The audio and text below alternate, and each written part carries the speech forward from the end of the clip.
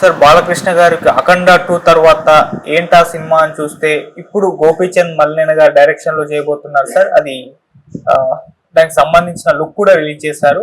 మరి మహారాజుగా కనిపించబోతున్నారు. ఎలా ఉండబోతుంది సినిమా? మరి మహారాజుగా ఫస్ట్ టైం బాలకృష్ణ గారు చేయబోతున్నారా? ఎలా ఉంటుంది సార్ ఆయన మహారాజుగా? బాలకృష్ణ తాలూకు ఆ ఇమేజ్ ని అర్థం చేసుకొని, అభిమానుల తాలూకు ఆలోచనలు కూడా అర్థం చేసుకొని, అభిమానులకి దగ్గరైన దర్శకుల్లో బాలనేని గోపీచంద్ ఒకడు అర్థం చేసుకున్న డైరెక్టర్లో గోపీచంద్ ఒకడు. ఆ గోపీచంద్తో రాబోయే సినిమా మహారాజ్ అనే టైటిల్ ఏదో ప్రస్తుతం వాడుకలో ఉంది, అంటే ప్రచారంలో ఉంది. ఇక్కడ ఒక విషయాన్ని మనం సూటిగా చెప్పాలి. అఖండ 2 అది సాధించిన విజయం బట్టి మహారాజా తాలూకు ఆ భవిష్యత్తు ఉంటుంది.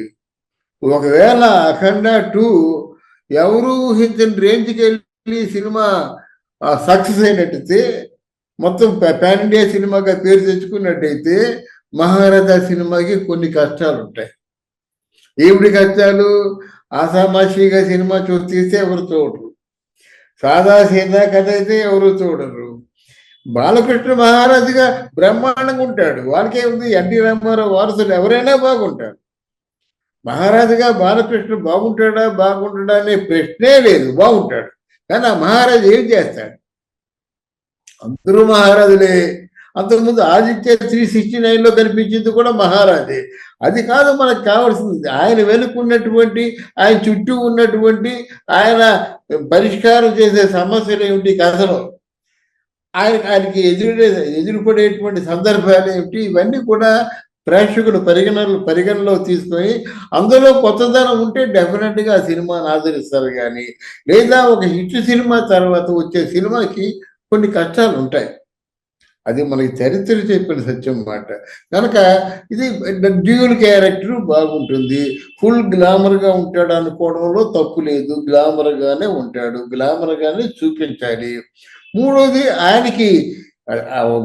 ఆయన నిర్వహించే పాత్ర ఏమిటి, ఆయన వెనుకున్న బ్యాక్గ్రౌండ్ కథ ఏమిటి, అది మాత్రం చాలా మంచి ఫ్యాంటసీతోనూ, మంచి అంటే ప్రేక్షకుడు ఊహించినటువంటి కథను ఉంటే ఆ సినిమాకి బాగా హెల్ప్ అవుతుంది అన్నమాట.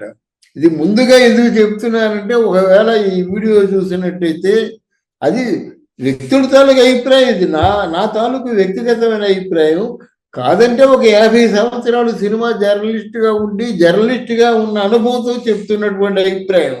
దాన్ని వాళ్ళు తీసుకుంటే తీసుకోవచ్చు, తీసుకోకపోవచ్చు. కానీ ఒక సూపర్ డూపర్ హిట్ అయిన సినిమా తర్వాత రెండో సినిమా తీస్తే డైరెక్టర్కి కష్టాలే, ఆ హీరోకి కష్టాలే. ఆ విషయం మీకు హీరో కృష్ణ చాలాసార్లు చెప్తుండేవాడు. అల్లూరు సీతారామరాజు తర్వాత నా 18 సినిమాలు ఫెయిల్ అయ్యాయి అని చెప్పేసి ఇలా ఆయన చెప్పాడు, స్వయంగా చెప్పాడు అన్నమాట.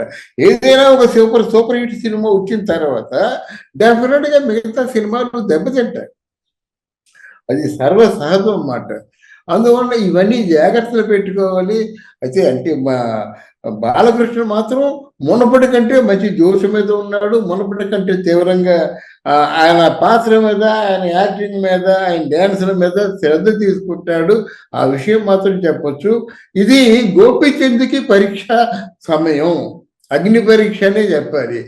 ఇప్పుడు సినిమా బాగాలేకపోతే బాలకృష్ణ గారి తరపు ఫ్యాన్స్ ఒప్పుకోరు.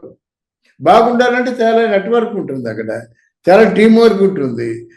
అంటే ఇది నా దృష్టిలో సినిమా మహారాజు బాగుంది. కానీ మహారాజుకి ఇక్కడ ఈయన చాలా వేరే లెవెల్లో గోపీచంద్ కష్టపడితే కానీ ఆ మహారాజులాగా కూర్చోబెట్టలేడు అన్నమాట. ఇది నా అభిప్రాయం.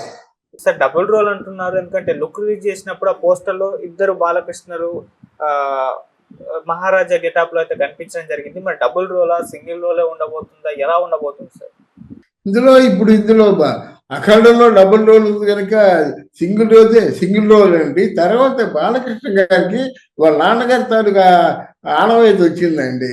ఆయనకి ఏదైనా డిఫరెంట్ గెటప్లు అంటే చెక్కలు గుర్తుతో వేస్తారనమాట. అది ఎట్లాంటి డిఫరెంట్ గెటప్ల్ని ఆ విధంగా చూపించవచ్చు ప్రేక్షకుల్ని కొంచెం ఆశ్చర్యపరచడం కోసం. అది. కానీ వ్యక్తిగతంగా మాత్రం డిఫరెంట్ గెటబుల్ని వేసేటువంటి ఆలోచన ఆయనకు ఉంది, పుష్కలంగా ఉంది మాట.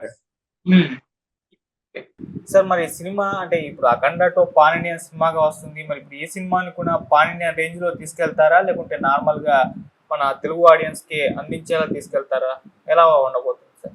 అఖండ రిజల్ట్ బట్టి ఉంటుందండి, ఏదైనా సరే అఖండ రిజల్ట్ బట్టి ఉంటుంది. రిజల్ట్ బాగుంటుంది అనుకుంటున్నమాట.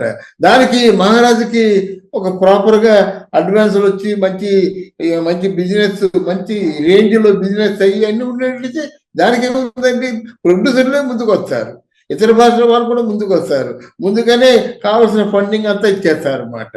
సో ఇదంతా depends on the range of the Akhanda, traditional range of the Akhanda అన్నమాట, ట్రేడ్ రేంజ్ దాన్ని బట్టి ఉంటుంది. Right sir, right. Thank you so much. Thank you అమ్మా, థ్యాంక్ యూ వెరీ మచ్.